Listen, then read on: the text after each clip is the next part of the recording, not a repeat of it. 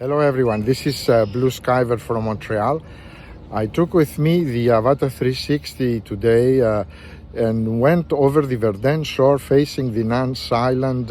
I took off from a grassy area and sent the quad along the channel between Verdun and Nuns Island until I was on the most western point of Nuns Island. I turned, passed above a golf course and continued flying eastwards until I was in the most eastern end.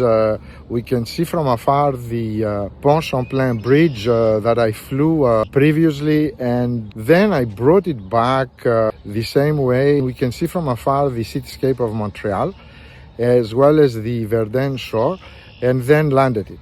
It was a very nice flight, and I'm gonna use the DJI Studio app to upload the 360 degrees footage and use the keyframes to point the view towards the most important areas.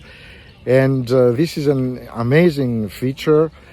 And then I'll extract it and insert it into the Final Cut Pro for final adjustments. Then I'll upload it to YouTube for display, and I hope you're going to like it. And if you do, please don't forget to thumbs up, and if you want to subscribe, you're very welcome. Thank you very much for watching my channel, and remember, this is another beautiful spring day to fly.